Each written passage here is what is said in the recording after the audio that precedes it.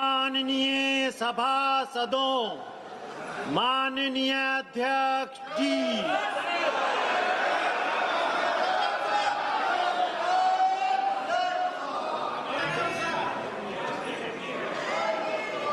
Item number 1,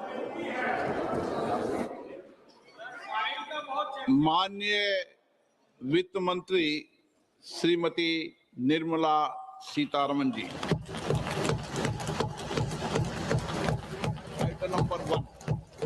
Item number one.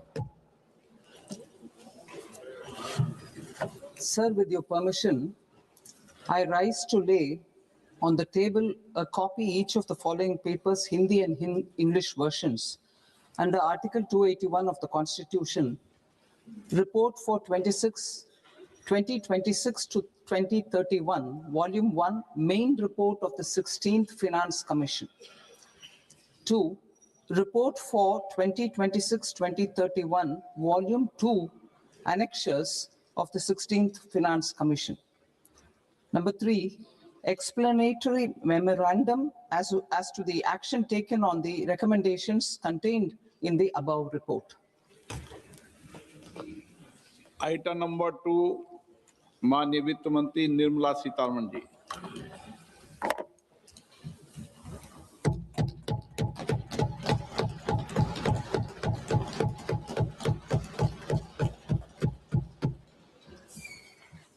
Honorable Speaker, sir, on the sacred occasion of Magh Purnima and the birth anniversary of Guru Ravidas, I present the budget for the year 2026-2027.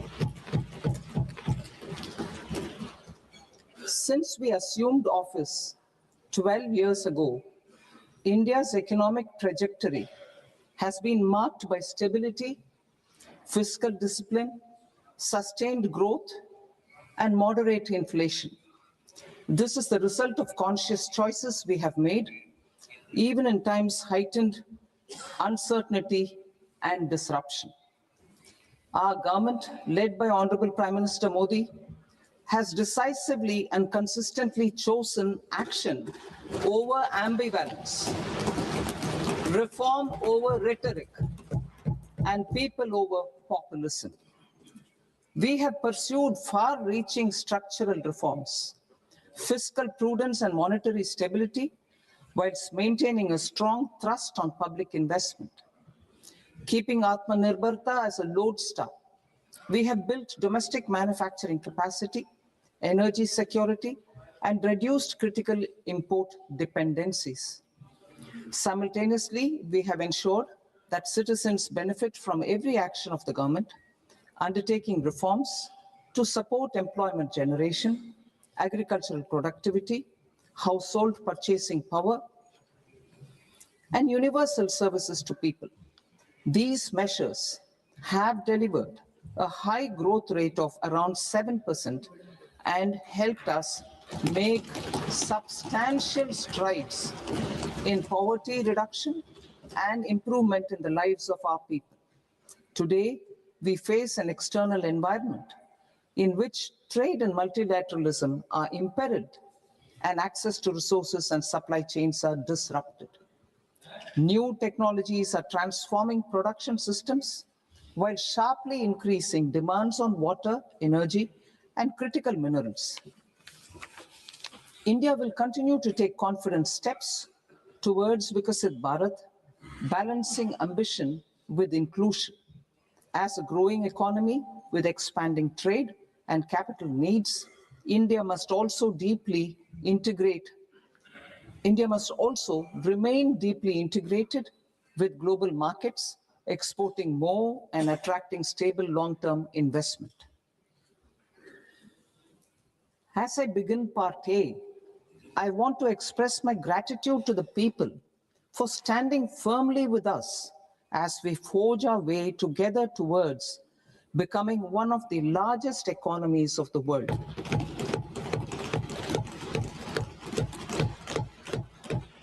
Our aim is to transform aspiration into achievement and potential into performance as we ensure that the dividends of growth reach every farmer, the scheduled caste, the scheduled tribes, the nomads, the youth, the poor, and the women. In Vikasit Bharat Young Leaders Dialogue 2026, several innovative ideas were shared with our Prime Minister, which have inspired many of the proposals, making this a unique Yuva Shakti-driven budget. Our government's sankalp is to focus on our poor, underprivileged, and the disadvantaged. To deliver on this sankalp, and given that this is the first budget prepared in Kartavya Bhavan, we are inspired by three Kartavya. Our first Kartavya is to accelerate and sustain economic growth by enhancing productivity and competitiveness and building resilience to volatile global dynamics. Our second Kartavya is to fulfill aspirations of our people and build their capacity, making them strong partners in India's path to prosperity. Our third Kartavya, aligned with our vision of Sabka Saath, Sabka Vikas, is to ensure that every family, community, region, and sector has access to resources, amenities, and opportunities for meaningful participation. This threefold approach requires a supportive ecosystem. The first requirement is to sustain the momentum of structural reforms, continuous, adaptive, and forward-looking. Second, a robust and resilient financial sector is central to mobilizing savings, allocating capital efficiently, and managing risks. Third, cutting-edge technologies, including AI applications, can serve us as force multipliers for better governance. Reform Express. Our government has undertaken comprehensive reforms towards creating employment, boosting productivity, and accelerating growth. After the Prime Minister's announcement on Independence Day in 2025, over 350 reforms have been rolled out. This includes GST simplification, notification of labor codes, and rationalization of mandatory quality control orders.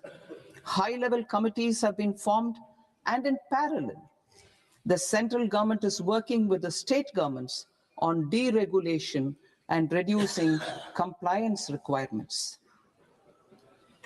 The Reform Express is well on its way and will maintain its momentum to help us fulfill our Kartavya.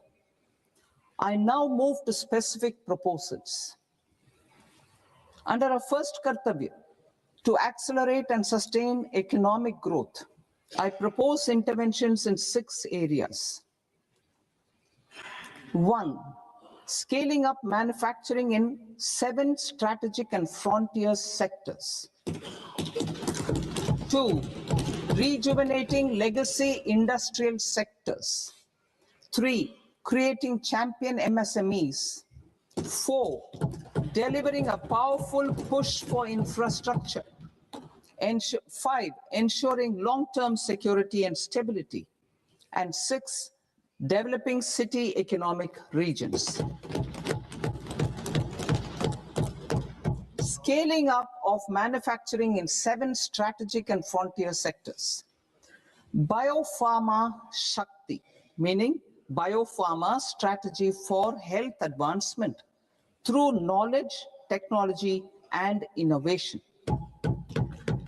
India's disease burden is observed to be shifting towards non-communicable diseases like diabetes, cancer, and autoimmune disorders.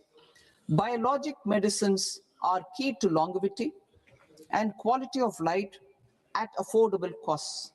To develop India as a global biopharma manufacturing hub,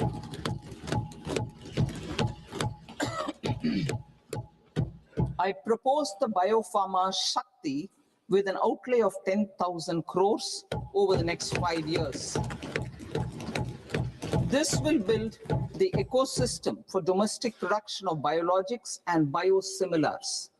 The strategy will include a biopharma-focused network with 3 new national institutes of pharmaceutical education and research, popularly known as NIPERs, and upgrading 7 existing ones.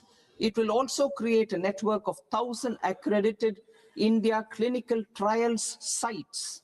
We propose to strengthen the Central Drug Standard Control Organization to meet global standards and approve timeframes through approval timeframes through a dedicated scientific review cadre and specialists. India's semiconductor mission 1.0 expanded India's semiconductor sector capabilities. Building on this, we will launch ISM 2.0 to produce equipment and materials, design full-stack Indian IP, and fortify supply chains. We will also focus on industry-led research and training centers to develop technology and skilled workforce. The Electronics Components Manufacturing Scheme, launched in April 2025 with an outlay of 22,919 crores, already has investment commitments at double the targets. We propose to increase the outlay to 40,000 crores to capitalize on this momentum.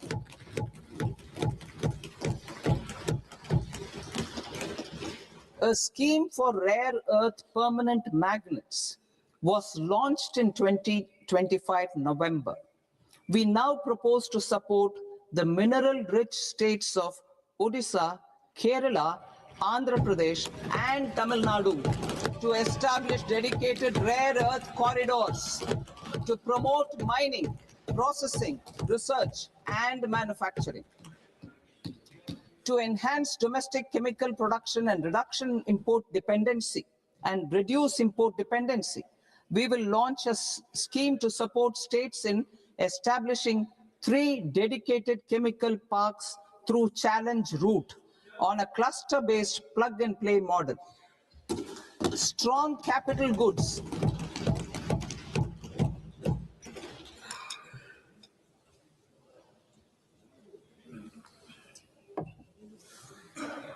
Strong capital goods capability is a determinant of productivity and quality across different sectors. Towards building this capacity, I propose the following. High-tech tool rooms will be established by central public sector enterprises at 2 locations as digitally enabled automated service bureaus that locally design, test, and manufacture high-precision components at scale and at lower cost. 2, a scheme for enhancement of construction and infrastructure equipments will be introduced to strengthen domestic manufacturing of high value and technologically advanced CIE. This can range from lifts in a multi-storied apartment or firefighting equipment in multiplexes, large or small, and to tunnel boring equipments for building metros and high-altitude roads. I also propose a scheme for container manufacturing to create a globally competitive container manufacturing ecosystem with a budgetary allocation of 10,000 crores over a 5-year period. For the labor-intensive textile sector, I propose an integrated program with 5 subparts. 1, the National Fiber Scheme for self-reliance in natural fibers, such as silk, wool, and jute, man-made fibers, and new age fibers. Textile expansion and employment scheme to modernize traditional clusters with capital support for machinery, technology upgradation, and common testing and certification centers. 3, the National Handloom and Handicraft Program to integrate and strengthen existing schemes and ensure targeted support for weavers and artisans. Tex Eco initiative to promote globally competitive and sustainable textiles and apparels. Samarth 2.0 to modernize the upgrade the textile skilling ecosystem through collaboration with industry and academic institutions.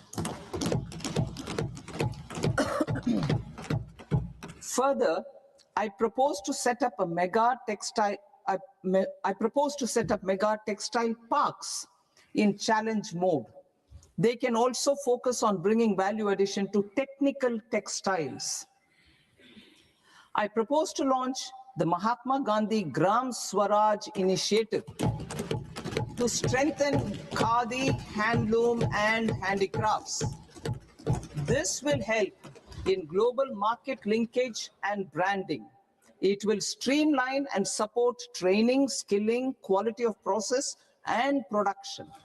This will benefit our weavers, village industries, one district, one product, ODOP initiative, and also our rural youth. India has the potential to emerge as a global hub for high quality, affordable sports goods. I propose a dedicated initiative for sports goods that will promote manufacturing, research, and innovation in equipment design, as well as material sciences. Rejuvenation of legacy industrial clusters. I propose to introduce a scheme to revive 200 legacy industrial clusters to improve their cost competitiveness and efficiency through infrastructure and technology upgradation.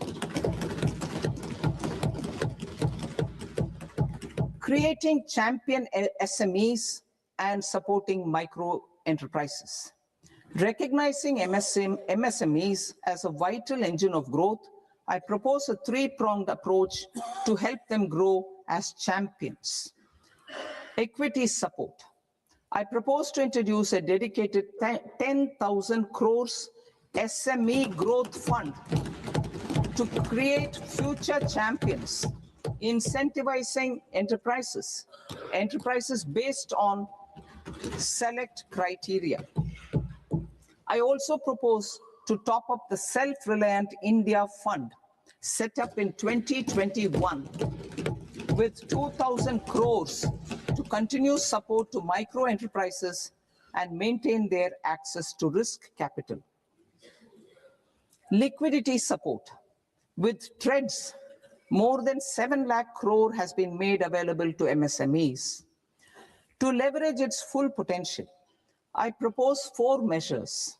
1, mandate TREDS as the transaction settlement platform for all purchases from MSMEs by CPSEs, serving as a benchmark for other corporates. 2, introduce a credit guarantee support mechanism through CGTMSE for invoice discounting on TREDS platform. 3, link GEM with TREDS for sharing information with financiers about government purchases from MSMEs, encouraging cheaper and quicker financing. 4, introduce TREDS receivables as asset-backed securities, helping develop a secondary market, enhancing liquidity and settlement of transactions. Professional support. Government will facilitate professional institutions such as the ICAI, ICSI, ICMAI to design short-term modular courses and practical tools to develop a cadre of corporate mitras, especially in Tier 2 and Tier 3 towns. These accredited para-professionals will help MSMEs meet compliance requirements at affordable costs. Infrastructure. During this past decade, our government has undertaken several initiatives for large-scale enhancement of public infrastructure, including through new financing instruments such as Infrastructure Investment Trust (InvITs) and Real Estate Investment Trust (REITs), and institutions like NIIF and NABFID.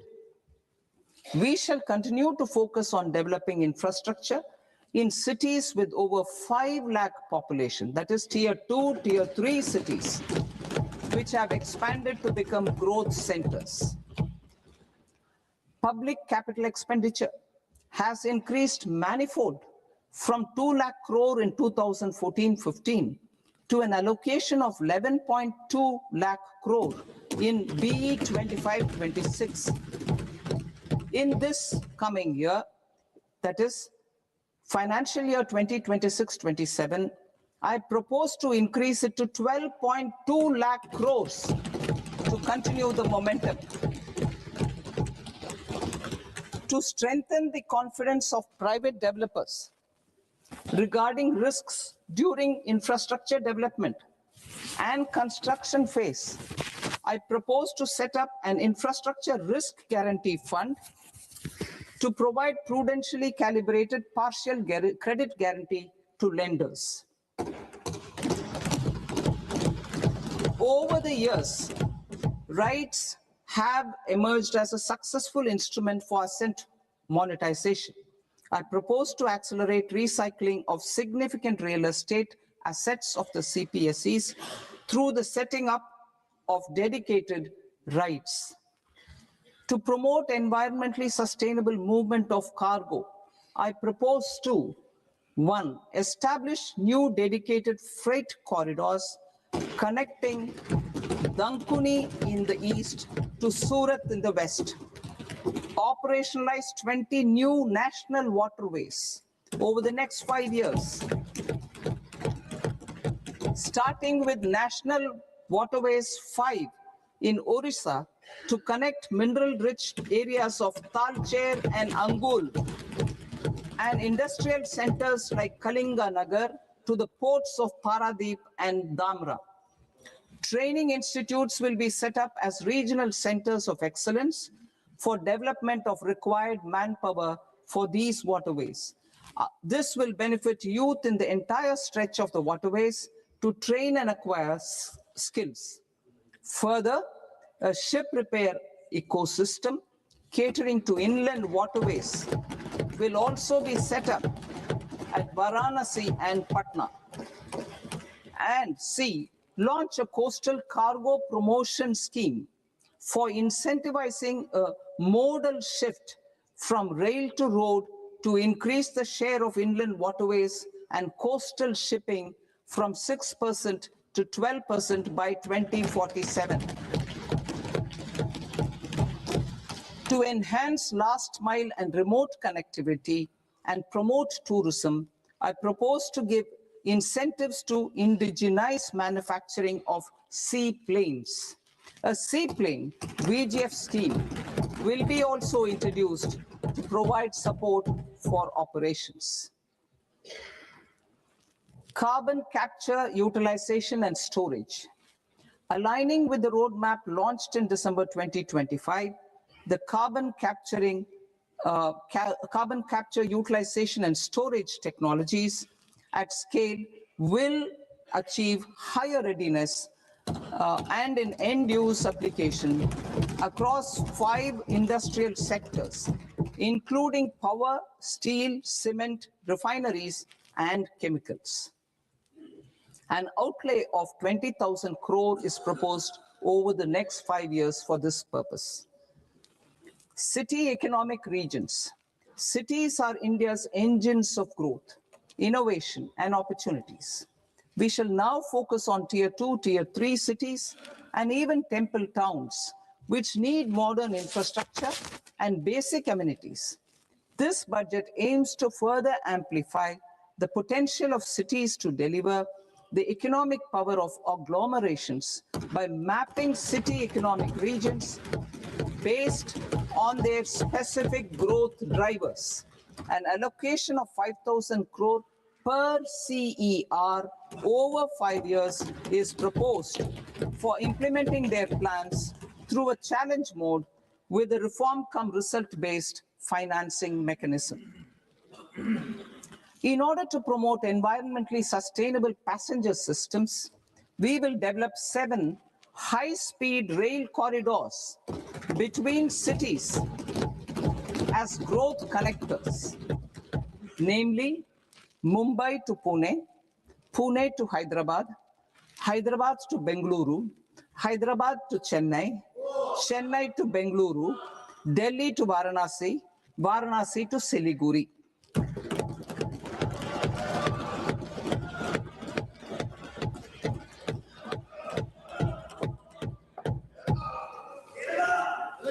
Financial sector. The Indian banking sector today is characterized by strong balance sheet, historic highs in profitability, improved asset quality, and coverage exceeding 98% of villages in the country. At this juncture, we are well placed to futuristically evaluate the measures needed to continue on the path of reform-led growth of this sector. I propose setting up a high-level committee on banking for Vikasit Bharat. High-level committee on banking for Vikasit Bharat to comprehensively review the sector and align it with India's next phase of growth, while safeguarding financial stability, inclusion, and consumer protection. The vision for NBFCs for Vikasit Bharat has been outlined with clear targets for credit disbursement and technology adoption in order to achieve scale and improve efficiency in the public sector NBFCs. As a first step, it is proposed to restructure the Power Finance Corporation and Rural Electrification Corporation. I propose a comprehensive review of the foreign exchange management non-debt instruments rules to create a more contemporary, user-friendly framework for foreign investments consistent with India's evolving economic priorities. Corporate bond market. I propose to introduce a market-making framework with suitable access to funds and derivatives on corporate bond indices. I also propose to introduce total return swaps on corporate bonds. Municipal bonds. To encourage the issuance of municipal bonds of higher value by larger cities, I propose an incentive of 100 crore rupees for a single bond issuance. 100 crore rupees for a single bond issuance of more than 1,000 crore. The current scheme under Amrit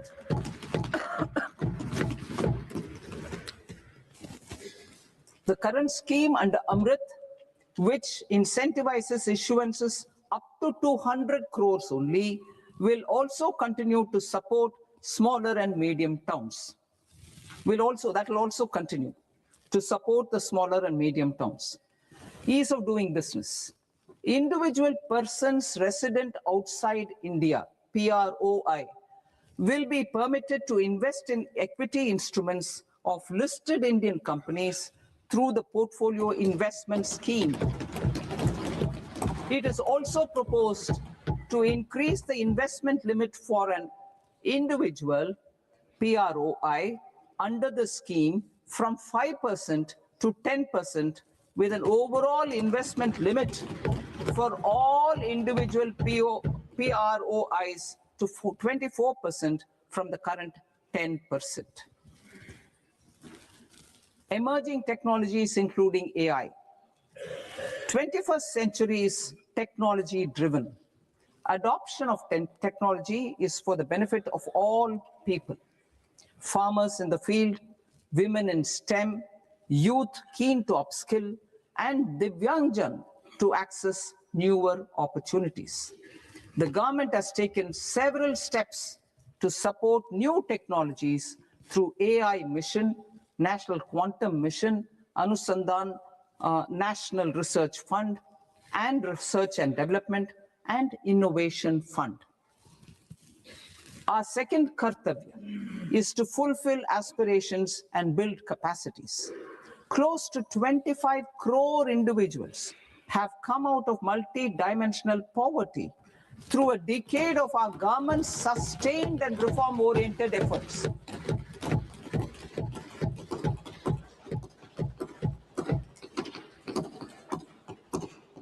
Our government has therefore decided to place a renewed emphasis on the service sector to provide a pathway to fulfilling aspirations of a youthful India with the following measures.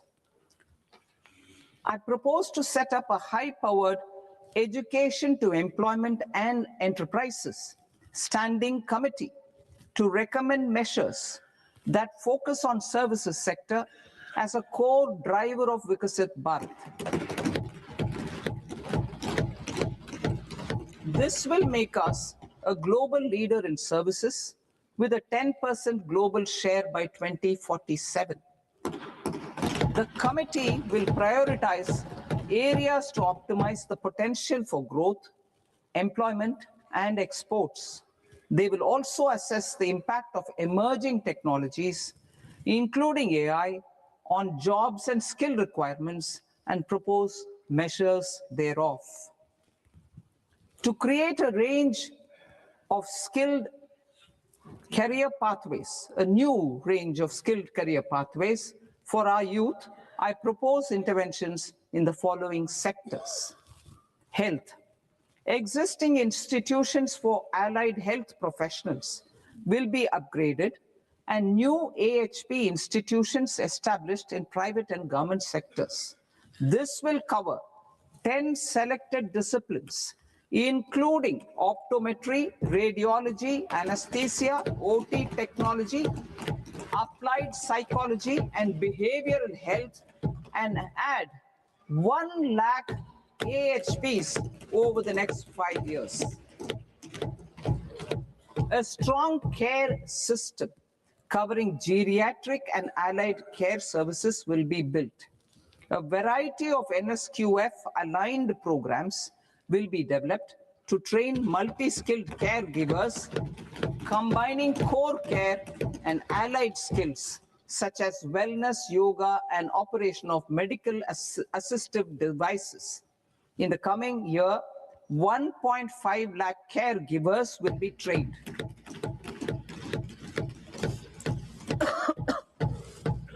Hubs for medical value tourism. To promote India as a hub for medical tourism services, I propose to launch a scheme to support states in establishing 5 regional medical hubs in partnership with the private sector.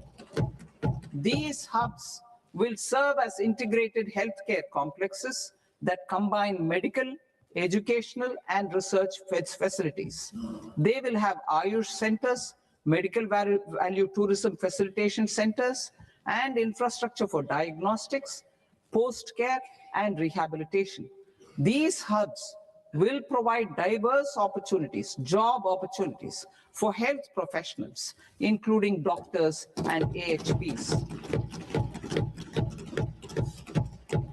Ancient Indian yoga, already respected in several parts of the world, was given a mass global recognition when Honorable Prime Minister took it to the UN.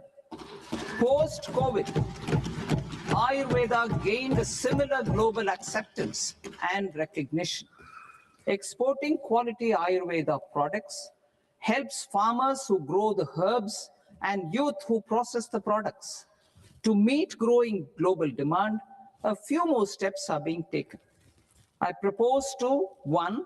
Set up 3 new All India Institutes of Ayurveda. 2. Upgrade Ayush pharmacies and drug testing labs for higher standards of certification ecosystem and make available more skilled personnel. 3. Upgrade the WHO Global Traditional Medicine Center in Jamnagar to bolster evidence-based research, training, and awareness for traditional medicine. Animal husbandry. Livestock contributes to close to 16% of farm income including of poor and marginal households. To scale up availability of veterinary professionals by more than 20,000, I propose to roll out a loan-linked capital subsidy support scheme for establishment of veterinary and para-veterinary colleges, veterinary hospitals, diagnostic laboratories, and breeding facilities in private sector. Collaboration between Indian and foreign institutions will also be facilitated. Orange economy. India's animation, visual effects, gaming and comics sector, AVGC sector, is a growing industry projected to require 2 million professionals by 2030. I propose to support the Indian Institute of Creative Technologies, Mumbai, in setting up AVGC Content Creator Labs in 15,000 secondary schools all over the country and 500 colleges. The Indian design industry is expanding rapidly, and yet there is a shortage of Indian designers. I propose to establish, through Challenge Route, a new National Institute of Design to boost design education and development in the eastern region of India. Education. Our government will support states through Challenge Route in creating 5 university townships in the vicinity of major industrial and logistics corridors.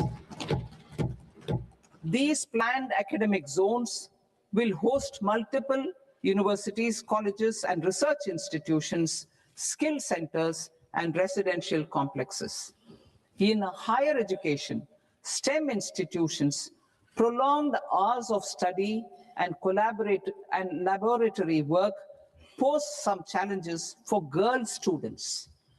Through VGF, viability gap funding and capital support, one girls' hostel will be established in every district.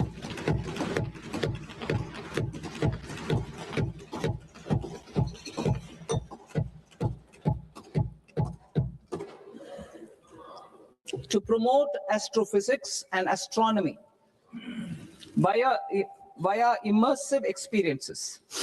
4 telescope infrastructure facilities will be set up or upgraded.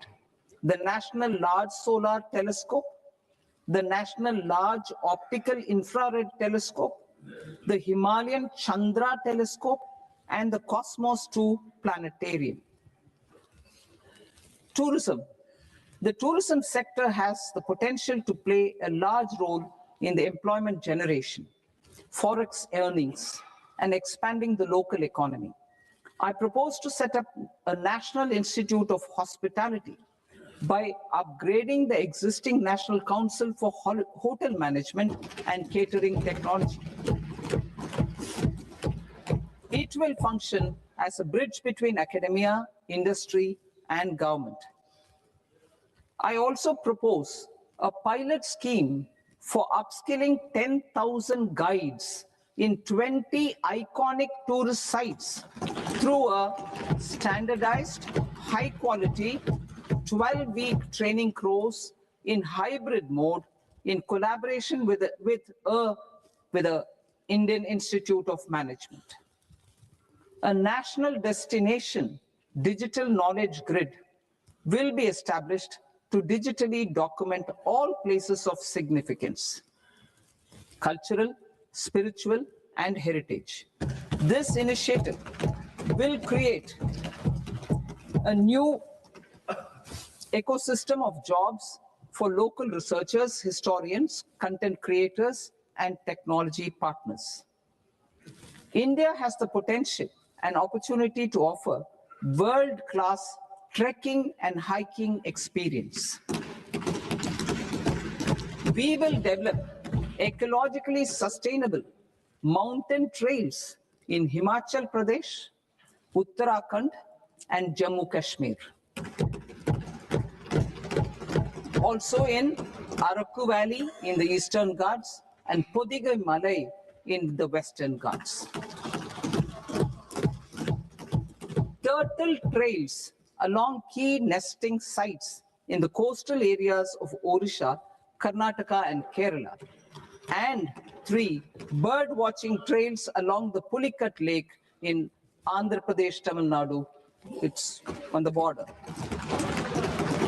Under the visionary leadership of Honorable Prime Minister, we established the International Big Cat Alliance in 2024. This year, India is hosting the first ever Global Big Cat Summit, where heads of governments and ministers from 95 range countries will deliberate on collective strategies for conservation. Heritage and culture tourism. I propose to develop 15 archaeological sites, including Lothal, Dolavira, Rakigadi, Adichanallur, Saranath, Hastinapur, and Leh Palace into vibrant experiential cultural destinations. Excavated landscapes will be open to the public through curated walkways. Immersive storytelling skills and technologies will be introduced to help conservation labs, interpretation centers, and guides. The sports sector provides multiple means of employment, skilling, and job opportunities. Taking forward the systematic nurturing of sports talent, which is set in motion through the Khelo India program earlier, I propose to launch a Khelo India mission to transform the sports sector over the next decade. The mission will facilitate an integrated talent development pathway supported by training centers, which are foundational, intermediate, and elite levels. B, systematic development of coaches and support staff. C, integration of sports science and technology. D, competitions and leagues to promote sports culture and provide platforms. And E, development of sports infrastructure for training and competition. Our third Kartavya aligns with our vision of Sabka Saath, Sabka Vikas towards Vikasit Bharat. This requires targeted efforts for 1, increasing farmer incomes through productivity enhancement and entrepreneurship, with special attention to small and marginal farmers. B, empowering Divyangjan through access to livelihood opportunities, training, and high-quality assistive devices. C, empowering the vulnerable to access mental health and trauma care. D, focus on the Purvodaya states and the Northeast region to accelerate development and employment opportunities. Fisheries. We will undertake initiatives for integrated development of 500 reservoirs and Amrit Sarovars. 2, strengthen the fisheries value chain in coastal areas and enable market linkages involving startups and women-led groups together with fish farmer producer organizations. Animal husbandry. To provide quality employment opportunities in rural and peri-urban areas, we will support the animal husbandry sector in entrepreneurship development through A, credit-linked subsidy program, B, scaling up and modernization of livestock enterprises, C, enhanced creation of livestock, dairy, and poultry, enhanced creation of livestock, dairy, and poultry-focused integrated value chains, and D, encourage creation of livestock farmer producer organizations. High-value agriculture. To diversify farm outputs, increase productivity, enhance farmers' incomes, and create new employment opportunities, we will support high-value crops such as coconut, sandalwood, cocoa, cashew in the coastal areas. Agar trees in Northeast and nuts such as almonds, walnuts, and pine nuts in our hilly regions. These, all of them, will be supported. India is the world's largest producer of coconuts. About 30 million people, including nearly 10 million farmers, depend on coconuts for their livelihood. To further enhance competitiveness in coconut production, I propose a coconut promotion scheme to increase production and enhance productivity through various interventions, including replacing and non-productive trees with new saplings or plants or varieties in major coconut growing states. A dedicated program is proposed for Indian cashew and cocoa to make India self-reliant in raw cashew and coconut production and processing, enhance export competitiveness, and transform Indian cashew and Indian cocoa into premium global brands by 2030. Sandalwood. Sandalwood is closely linked to India's social and cultural heritage. Our government will partner with state governments to promote focused cultivation and post-harvest processing to restore the glory of the Indian sandalwood ecosystem, to rejuvenate old, low-yielding orchards, and expand high-density cultivation of walnuts, almonds, and pine nuts. We will support a dedicated program to enhance farmer incomes and in bringing value addition by engaging youth. Bharat Vistar, that is virtually integrated system to access agricultural resources.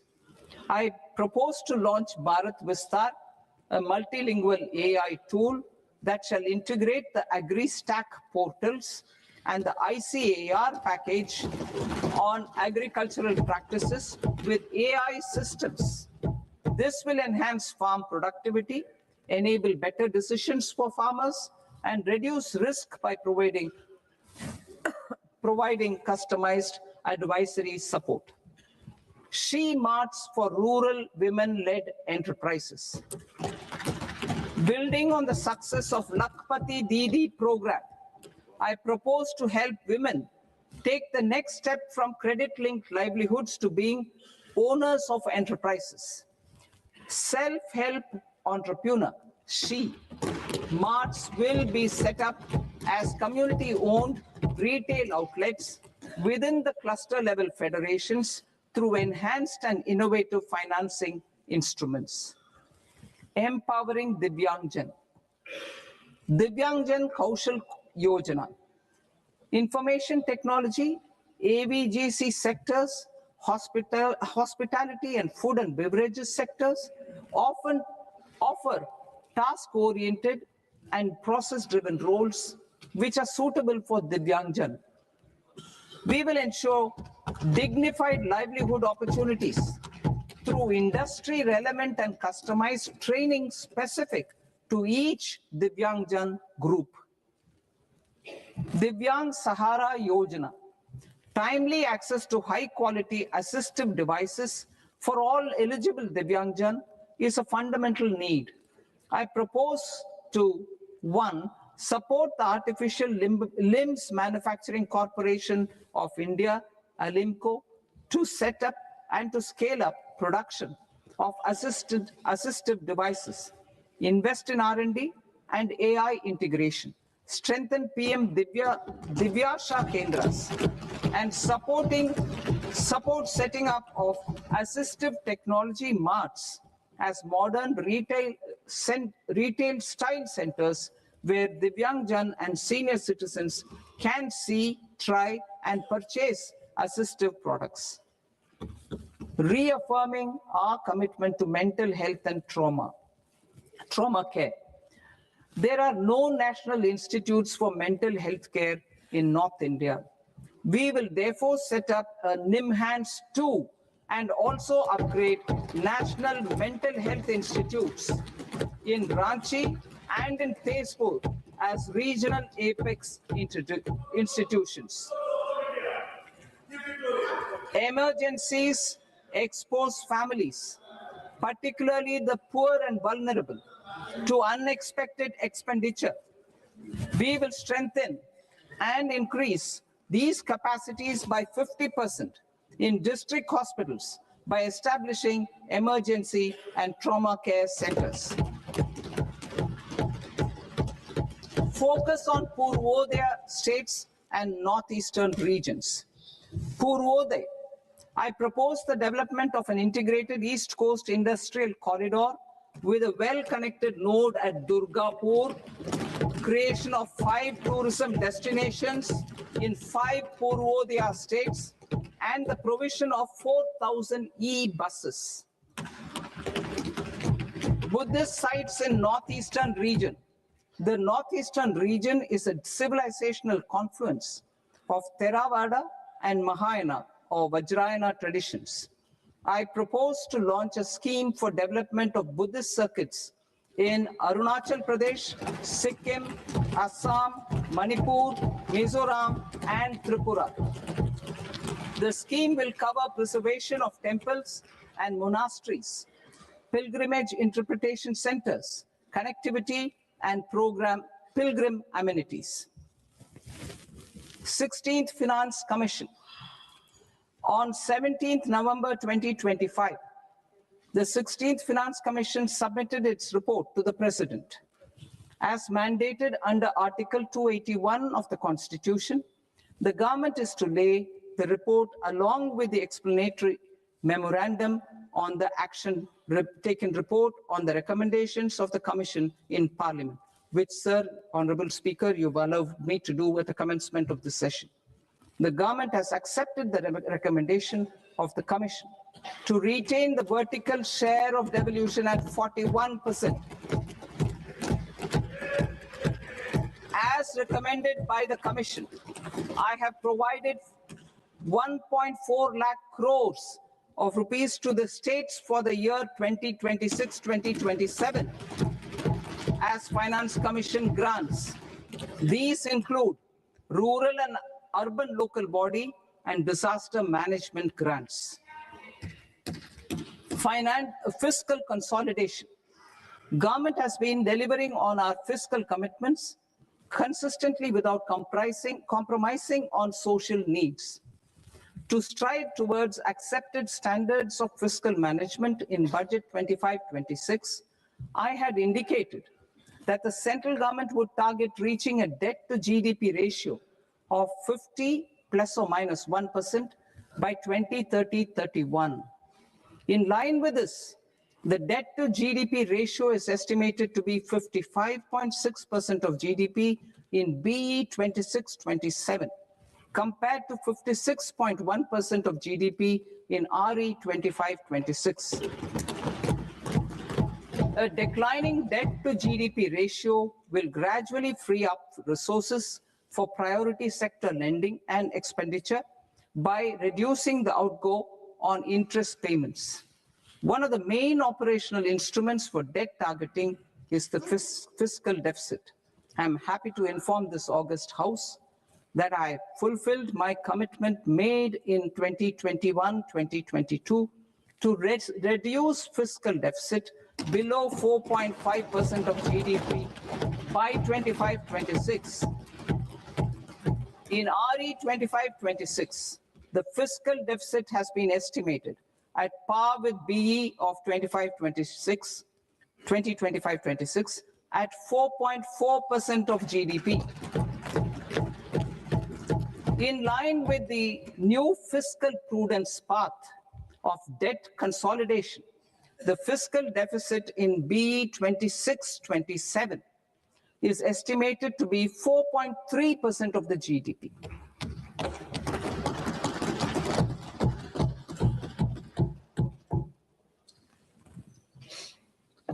The revised estimates of the non-debt receipts are 34 lakh crore rupees, of which the center's net tax receipts are 26.7 lakh crore. The revised estimate of the total expenditure is 49.6 lakh crore rupees, of which the capital expenditure is about 11 lakh crores. Budget estimates 2026 to 2027. Coming to 26-27, the non-debt receipts and the total expenditure are estimated as 36.5 lakh crore and 53.5 lakh crore respectively. The centre's net tax receipts are estimated at 28.7 lakh crore rupees. To finance the fiscal deficit, the net market borrowings from dated securities are estimated at 11.7 lakh crore rupees. The balance financing is expected to come from small savings and other sources. The gross market borrowings are estimated at 17.2 lakh crore rupees. I'll now move to Part B. Part B, direct taxes.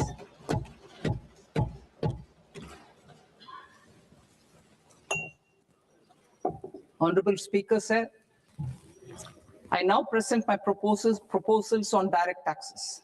New Income Tax Act. In July 2024, I announced a comprehensive review of the Income Tax Act 1961. This was completed in a record time, and the Income Tax Act 2025 will come into effect from 1st April 2026. The simplified income tax rules and forms will be notified shortly, giving adequate time to taxpayers to acquaint themselves with its requirements. The forms have been redesigned such that ordinary citizens can comply without difficulty. Ease of living. I propose that any interest awarded by the Motor Accident Claims Tribunal to a natural person will be exempt from income tax, and any TDS on this account will be done away with. I propose to reduce TCS rate on the sale of overseas tour program package from the current 5% and 20% to 2% without any stipulation of amount. I propose to reduce TCS rate for pursuing education and for medical purposes under the Liberalized Remittance Scheme, popularly known as LRS, from 5% to 2%.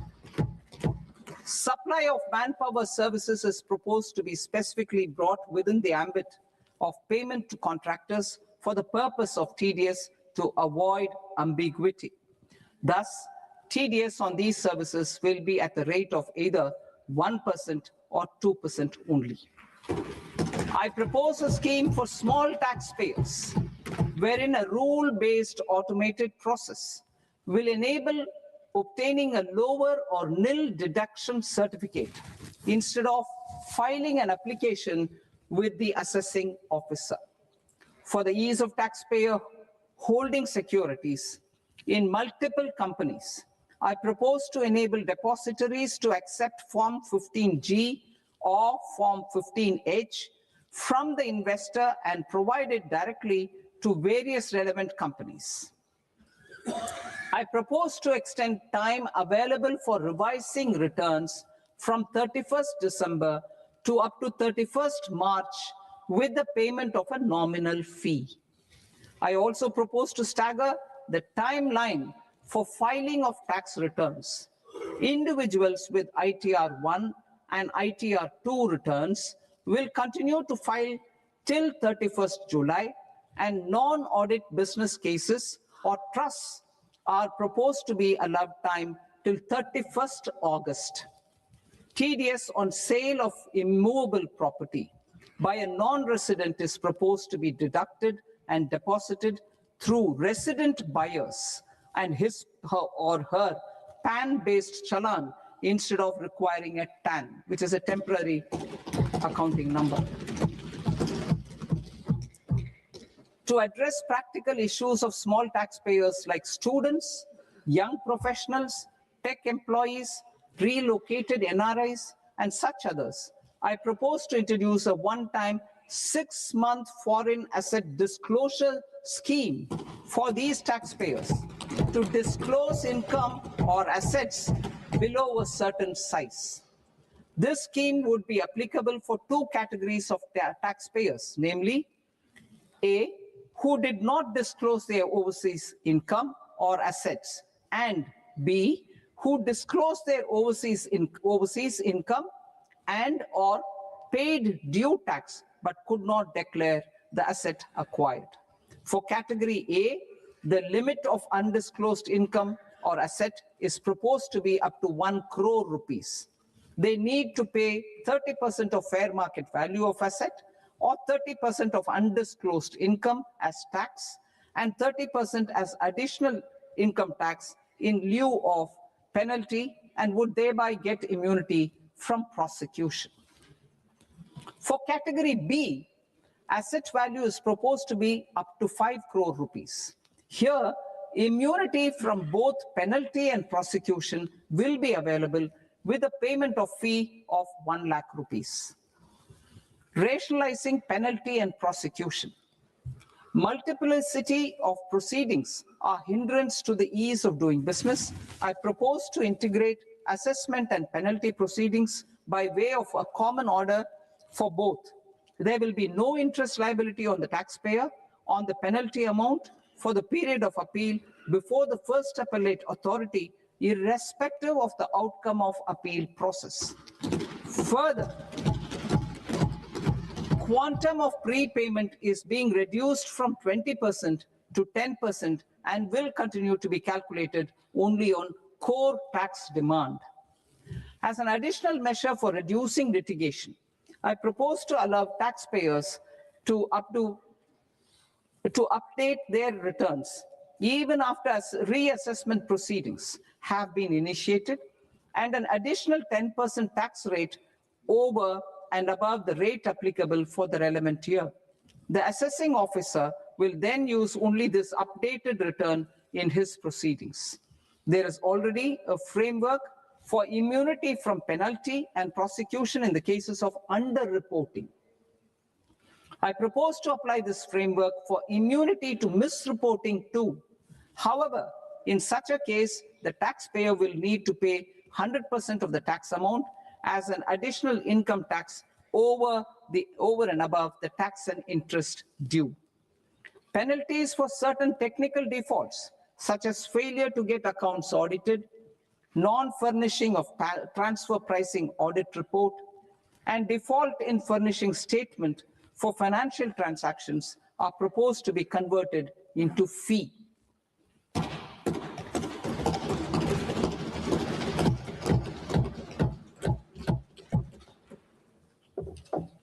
I propose to rationalize prosecution framework under Income Tax Act while maintaining a careful balance for deterrence in some serious offense.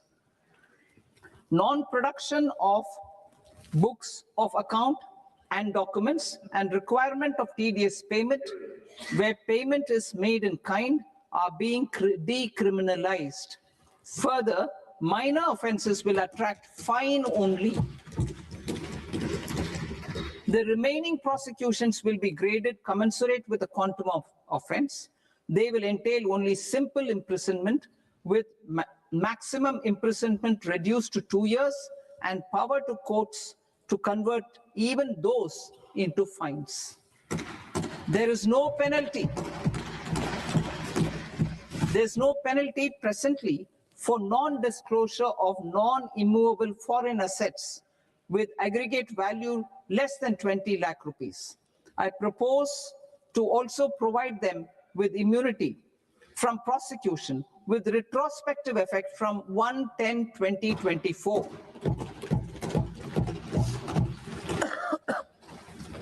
Cooperatives. Deduction is already allowed to a primary cooperative society engaged in supplying milk, oilseeds, fruits or vegetables raised or grown by its members. I propose to extend this deduction to also include supply of cattle feed and cotton seed produced by its members. I propose to allow inter-cooperative society dividend income as deduction under the new tax regime to the extent it is further distributed to its members. I further propose to allow exemption for a period of 3 years to dividend income received by a notified national cooperative federation on their investments made in companies up to 31/1/2026. This exemption would be allowed only for dividends further distributed to its member cooperatives. Supporting IT sector as India's growth engine. India is a global leader in software development services, IT-enabled services, knowledge process outsourcing services, and contract R&D services relating to software development. These businesses and their segments are quite interconnected with each other. All these services are proposed to be clubbed under a single category of information technology services with a common safe harbor margin of 15.5% applicable to all. The threshold for availing safe harbor for IT services is being enhanced substantially from 300 crore rupees to 2,000 crore rupees. Safe harbor for IT services shall be approved by an automated rule-driven process without any need for tax officer to examine and accept the application. Once applied by an IT services company, the same safe harbor can be continued for a period of 5 years at a stretch at its choice. For IT services companies who want to conclude advanced pricing agreement, APA, I propose to fast-track unilateral APA process for IT services and endeavor to conclude it within a period of 2 years. The period of 2 years can be extended by a further period of 6 months on taxpayers' request. I propose to extend the facility of modified returns available to the entity entering APA to its associated entities also. Attracting global business and investment. Recognizing the need to enable critical infrastructure and boost investment in data centers, I propose to provide tax holiday till 2047 to any foreign company that provides cloud services to customers globally by using data center services from India. It will, however, need to provide services to Indian customers through an Indian reseller entity. I also propose to provide a safe harbor of 15% on cost in case the company providing data center services from India is a related entity. To harness the efficiency of just-in-time logistics for electronic manufacturing, I propose to provide safe harbor to non-residents for component warehousing in a bonded warehouse at a profit margin of 2% of the invoice value. The resultant tax of about 0.7% will be much lower than in competing jurisdictions.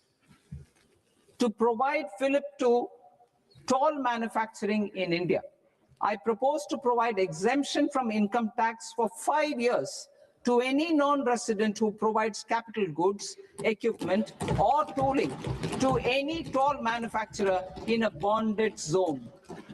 To encourage vast pool of global talent to work in India for a longer period of time, I propose to provide exemption to global, non-India sourced income of a non-resident expert for a stay period of 5 years under notified schemes.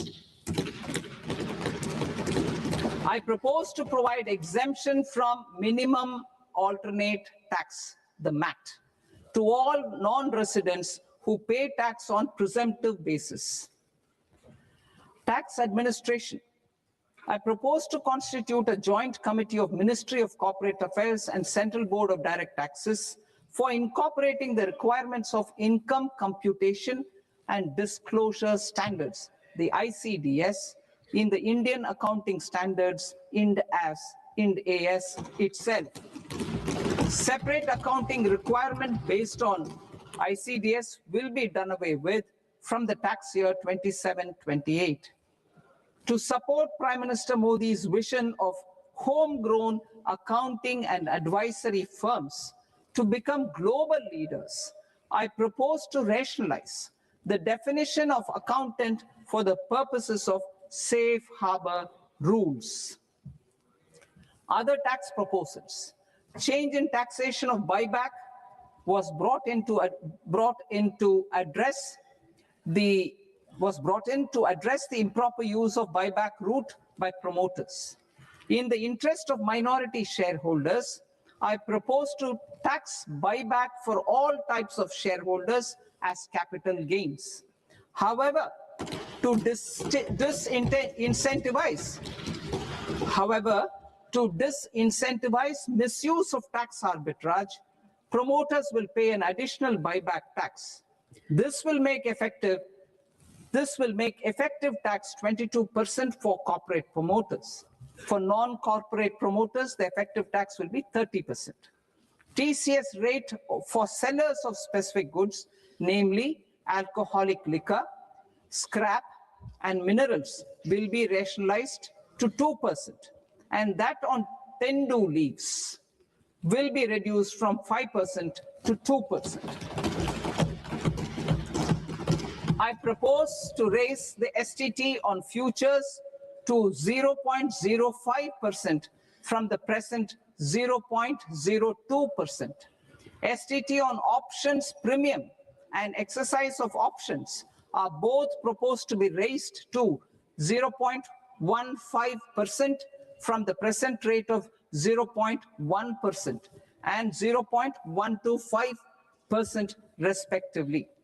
We reformed the taxation landscape for corporates in 2019 by providing them a simplified regime with lower tax rate so that they could productively focus on business rather than on claim of deductions and exemptions. To encourage companies to shift to the new regime, set off of brought forward MAT credit, minimum alternate tax credit, is proposed to be allowed to companies only in the new regime. Set off using available MAT credit is proposed to be allowed to an extent of 1/4 of the tax liability in the new regime.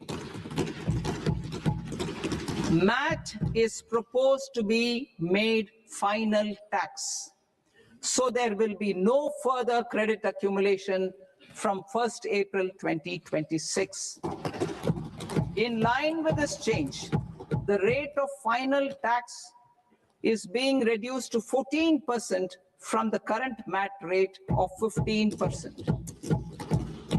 The brought forward MAT credit of taxpayers accumulated till 30th March 2026 will continue to be available to them for set off as above. Indirect taxes. I shall now take up proposals related to indirect taxes. My proposals for customs and central excise aim to further simplify the tariff structure, support domestic manufacturing, promote export competitiveness, and correct inversion in duty. To continue weeding out long continuing customs duty exemptions, I propose to remove certain exemptions on items which are being manufactured in India or where the imports are negligible. Similarly, to further simplify the process of ascertaining the rate of duty applicable on a particular item, I propose to incorporate certain effective rates in various customs notifications to the tariff schedule itself. I shall now take up sector-specific proposals.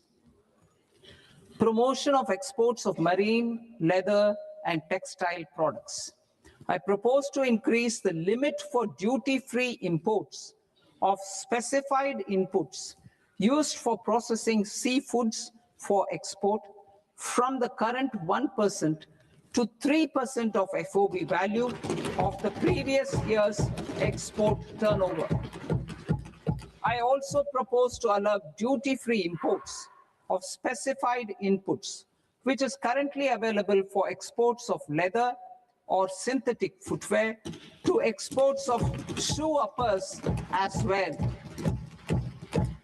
I propose to extend the time period for export of final product from the existing 6 months to 1 year for exporters of leather or textile garments, leather or synthetic footwear, and other leather products.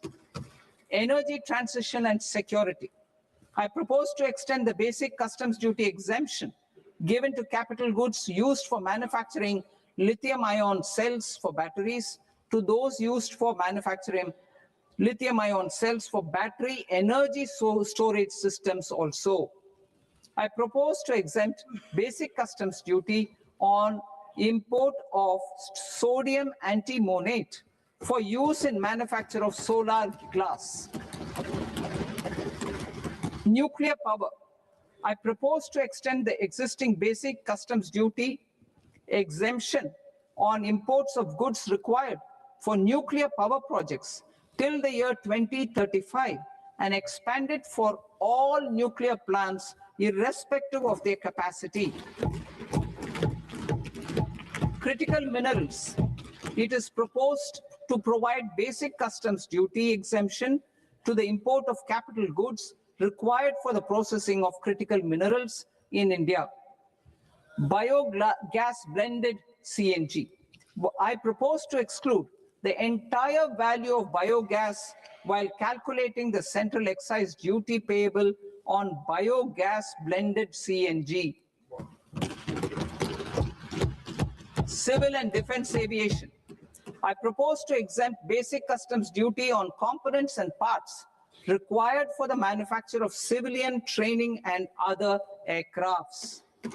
It is proposed to exempt basic customs duty on raw materials imported for the manufacture of parts of aircraft to be used in maintenance, repair, or overall requirements by units in the defense sector. Electronics. To deepen value addition in the consumer electronics sector, I propose to exempt basic customs duty on specified parts used in the manufacture of microwave ovens. Special economic zone.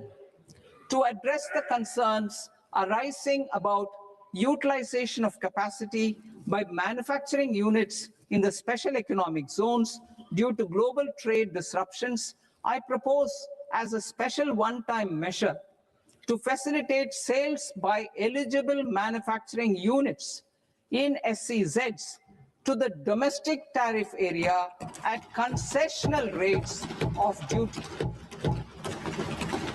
The quantity of such sales will be limited to a prescribed proportion of their exports. Necessary regulatory changes will be undertaken to operationalize the measures while ensuring level playing field for the units working in the DTA. Ease of living. To rationalize the customs duty structure for goods imported for personal use, I propose to reduce the tariff rate on all dutiable goods imported for personal use from 20% to 10%. To provide relief to patients, particularly those suffering from cancer, I propose to exempt basic customs duty on 17 drugs or medicines. I propose also to add 7 more rare diseases for the purposes of exempting import duties on personal imports of drugs, medicines, and food for special medical purposes used in their treatment. Customs process. India's role and share in the global trade is poised for a major leap in line with our ambition and journey towards Vikasit Bharat. In this regard, I propose many measures for custom processes to have minimal intervention for smoother and faster movement of goods and greater certainty to the trade. Trust-based systems. I propose to enhance duty deferral period for Tier 2 and Tier 3 authorized economic operators, known as AEOs, from 15 days to 30 days. I propose to provide eligible manufacturer importers the same duty deferral facility. This should encourage them to get themselves accredited as a full-fledged Tier 3 AEO in due course. To provide greater certainty and for better business planning, I propose to extend validity period of advance ruling binding on customs from the present 3 years to 5 years. In the spirit of the whole of government approach,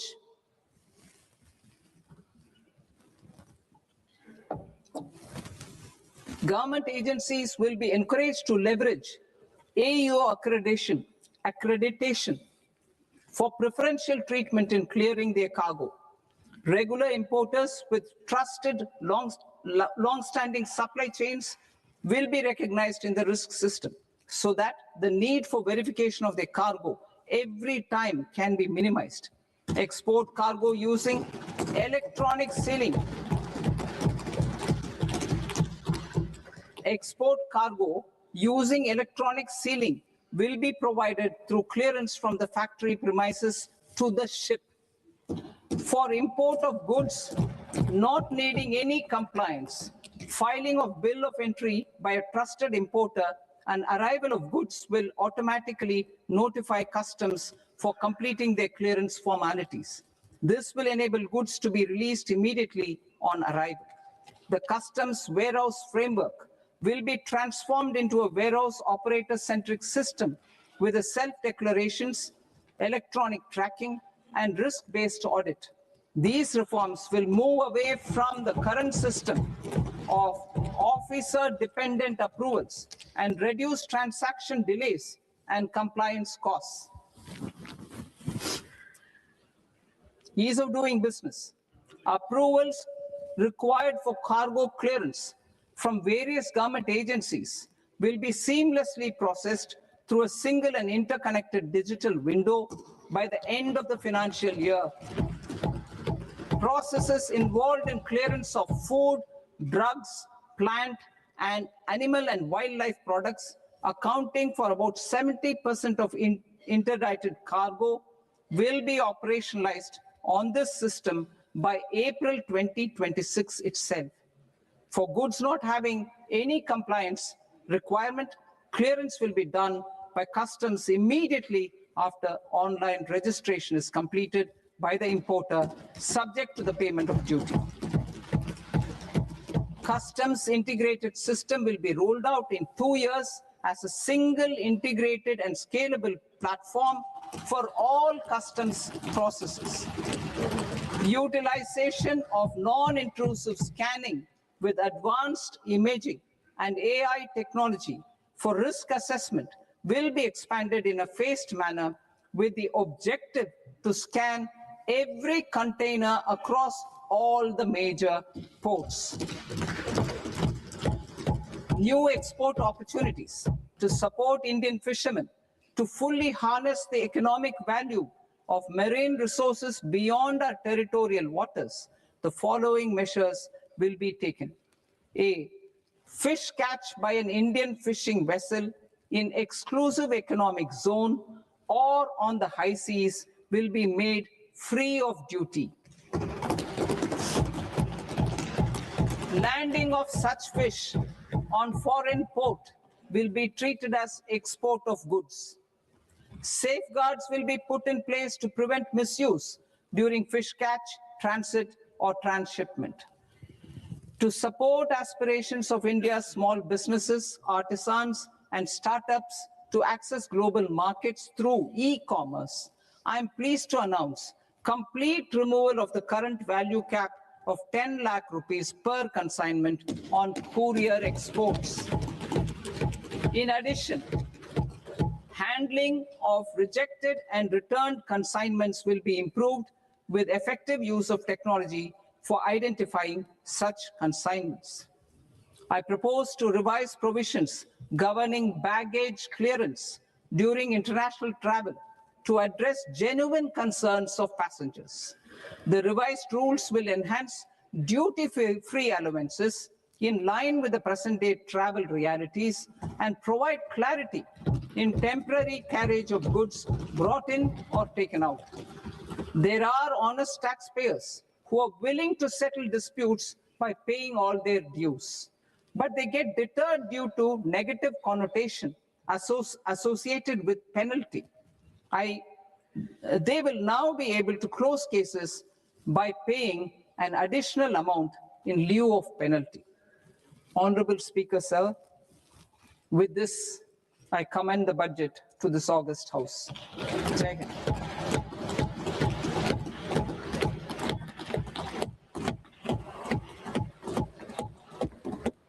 One and a half hours. Item number 3 माननीय वित्त मंत्री जी।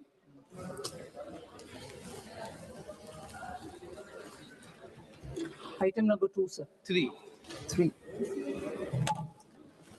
Sir, with your permission, I rise to lay on the table of the the following statements under Section 3, 1 of the Fiscal Responsibility and Budget Management Act of 2003, medium-term fiscal policy, fiscal policy strategy statement, and macroeconomic framework statement.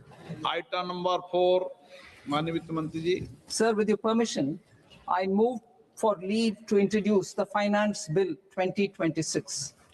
प्रश्न ये कि विधेयक को पुनर्स्थापित करने की अनुमति प्रदान की जाए। जो सदस्य इस पक्ष में हाँ गए, जो सदस्य विरोध में ना गए, मेरे विचार में निर्णय हाँ वालों के पक्ष में, हाँ वालों के पक्ष में अनुमति प्रदान की जाती है। माननीय मंत्री जी, अब विधेयक पुनर्स्थापित करें। Sir, I introduce the bill. माननीय सदस्यगण, आपको सूचित किया जाता है कि माननीय वित्त मंत्री जी के बजट भाषण की कॉपी पब्लिकेशन काउंटर पर ली जाती है। बजट भाषण और बजट से संबंधित दस्तावेज आपके मोबाइल फोन और मेंबर पोर्टल्स पर ही उपलब्ध है। सभा की कार्रवाई कल सोमवार